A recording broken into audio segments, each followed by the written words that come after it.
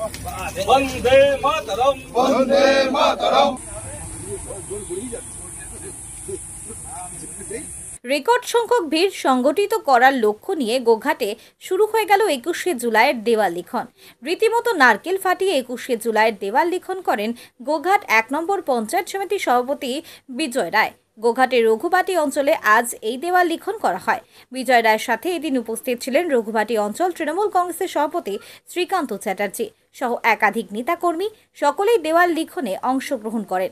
আসন্ন 21শে জুলাইয়ের দিন তৃণমূল সুপ্রিমো মমতা বন্দ্যোপাধ্যায় এবং তৃণমূল সাংসদ অভিষেক বন্দ্যোপাধ্যায়ের বার্তা শোনার জন্য অপেক্ষায় রয়েছেন তারা। একই সাথে 21শে জুলাই গোঘাট থেকে বিপুল সংখ্যক কর্মী থেকে সাধারণ মানুষ সকলেই ধর্মতলায় যাওয়ার অপেক্ষায় রয়েছেন বলেও তারা জানান।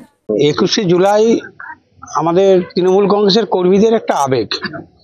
এই বছরের যে 21শে জুলাই আমরা সারা বছর কর্মীরা যে কাজকর্ম করে, তারপরে মমতা বন্দ্যোপাধ্যায় বক্তব্য শোনার জন্য যে আবার সামনে বছর আমরা কিভাবে চলবো, কিভাবে পথ চলবো, কিভাবে দলের কর্মসূচিকে এগিয়ে নিয়ে যাব, সেই বার্তা শোনার জন্য আমাদের 21শে জুলাই সমস্ত কর্মীরা ধর্মতলার উদ্দেশ্যে রওনা দেয়।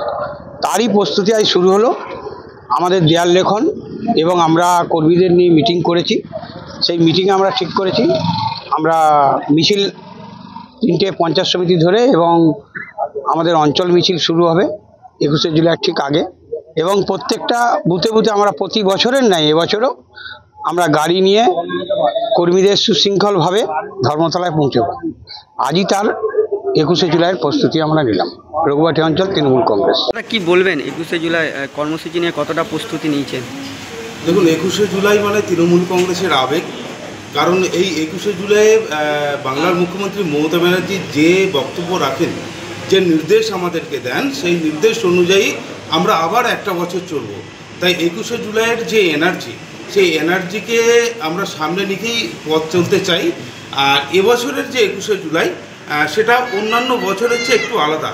তার কারণ বাংলার মুখ্যমন্ত্রী মমতা ব্যানার্জি চাইছেন যে আমরা এমন একটা রেকর্ড ভিড় করতে চাই, যেই রেকর্ড ভিড় বাংলা নয়, সারা ভারতবর্ষের কোনো রাজনৈতিক দল এই রেকর্ডটাকে যেন ভাঙতে না পারে, সেই লক্ষ্যে কিন্তু আমরা আগাচ্ছি। তার প্রস্তুতি হিসাবে আপনারা দেখেছেন ইতিমধ্যে দেয়ালে চুন দেওয়া, দেয়াল লিখন, মিছিল, মিটিংয়ের মধ্যে দিয়ে আমরা এলাকার মানুষকে সংগঠিত করছি। তার সাথে সাথে আমাদের তৃণমূল কংগ্রেসের কর্মীদেরকেও সংগঠিত করছি যেন 21শে জুলাই, এবছরের 21শে জুলাই দৃষ্টান্ত হিসাবে আমরা রেখে যেতে পারি।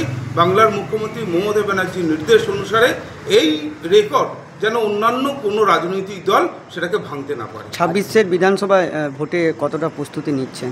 দেখুন, ভোট আসে ভোট যাই, ভোট নিয়ে রাজনৈতিক দলের কর্মসূচি কখনোই হয় না।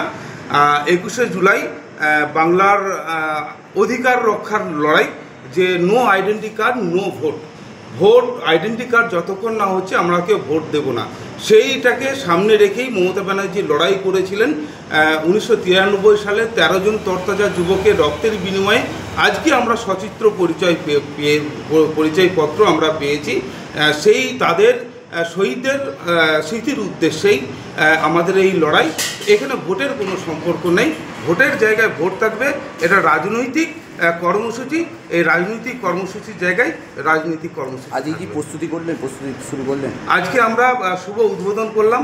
আপনারা দেখেছেন যে নারকেল ফাটিয়ে দেয়াল লেখনের মধ্যে দিয়ে অনেক তৃণমূল কংগ্রেসের কর্মী সমর্থকদের নিয়ে আজকে দেয়াল লেখন আমরা শুরু করলাম। আপনার শহর আরামবাগের number 1 bakery counter New Hilltop Confectionery. এখানে বেকারি বিস্কুট, টোস্ট, কেক, লাড্ডু, গজা, চকলেট সহ আরো নানান দ্রব্য পাওয়া যায়। সম্পূর্ণ মেশিন দ্বারা প্রস্তুত হওয়া ডক্টরস চয়েসের সমস্ত ধরনের পাউরুটি পাওয়া যায় আমাদের এখানে।